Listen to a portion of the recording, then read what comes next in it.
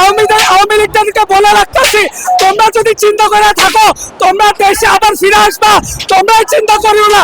বাংলাদেশের মানুষরা এখন মরতে শিখে গেছে, তারা দেশের জন্য এখন জীবন দিতে ভয় পাবে না। তোমরা কিভাবে আসো আমরা দেখে নিব। ভারত তোমরা জানেন ব্যাকআপ নিয়ে দেশে থাকো ভারতের সাথে আমরা চোখে চোখ মিলা চলবো, ঠিক আছে? তোমরা মনে করবে না দেশে তোমরা আসতে পারবা। তোমাদের শেখ হাসিনা বিচার হবে, দেশের এই পৃথিবীতে হবে না হয় কেমন হবে।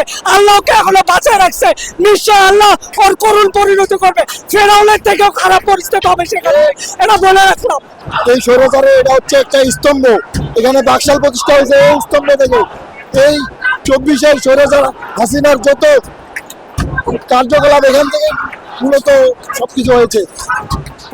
75 ছিল আমাদের শক্তি, আর 25 হচ্ছে আমাদের মুক্তি। স্বৈরাচারের কোনো স্তম্ভ থাকতে পারে না এদেশে।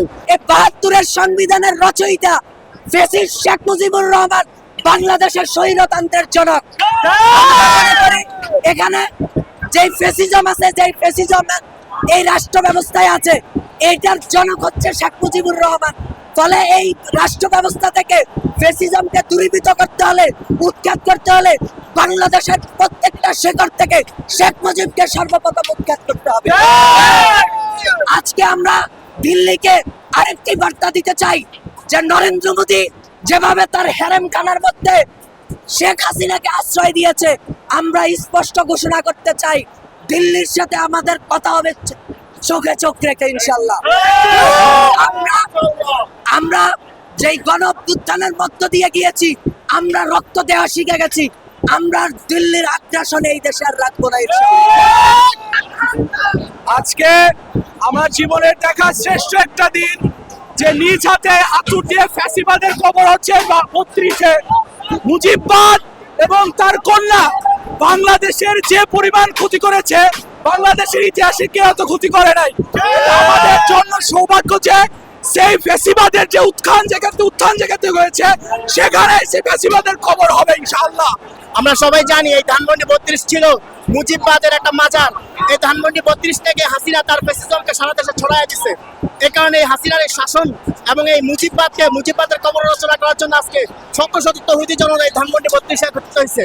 এই ধানমন্ডি 32 আজকে আপনারা যে ক্ষোভ দেখতেছেন, এটা হাসিনা নিজের কামানো। বিগত 16-17 বছর ধরে হাসিনা দেশের মানুষের উপর জুলুম করে এই ধানমন্ডি 32 আজকে এই চিত্র তৈরি করছে।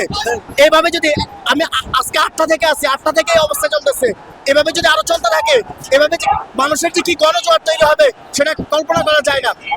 হাসিনা বিদেশে ভারতে থেকে দেশের বিরুদ্ধে যে ষড়যন্ত্র করতেছে, হাসিনার আসলে ভয় করা উচিত, হাসিনার এগুলো থেকে চিন্তা করা উচিত। আজকে আমরা দেখতেছি ছাত্রলীগের কুলাঙ্গাররা এখনো তাদের অত্যন্ত কমতেছে না, তাদের অহংকার কমতেছে না। তারা এখনো অহংকারের মতো তাদের নানান কথাবার্তা বিভিন্ন ফেসবুকে পোস্ট করতেছে, তাদের সতর্ক হওয়া উচিত। এই ফ্যাসিবাদের আতুরঘর থেকে আমাদের ভাইদের উপর গুলি চালানোর নির্দেশ দিয়েছিল। এইখান থেকে যত 17 বছরের অপকর্ম, যত টাকা পাচার আর যত মানুষের উপর অত্যাচার নির্যাতনের স্টিম রোলার চালানো এইখান থেকেই করেছিল।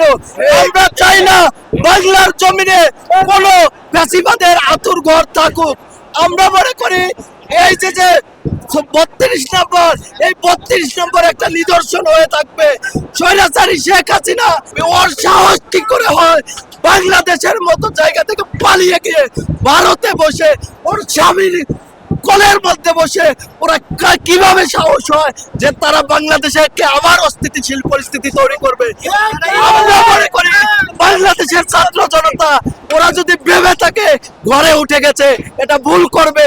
কারণ বাংলাদেশের ছাত্র জনতা ঘরে উঠে যায়নি, যার প্রমাণ আপনারা দেখতে পাচ্ছেন। আমরা শুধু এই ধানমন্ডি 32-এ সীমাবদ্ধ হব না, জীবনের শেষ নিঃশ্বাস যাওয়া পর্যন্ত আওয়ামী লীগের কিঞ্চিত পরিমাণ এই দেশে আবার প্রতিষ্ঠা হতে দেওয়া যাবে না। এমনকি আওয়ামী লীগের সাথে যারা দোষর ছিল তাদেরকেও এই দেশে প্রতিষ্ঠা হতে দেওয়া যাবে না। আজকে 6 মাস, আর আজকে যেহেতু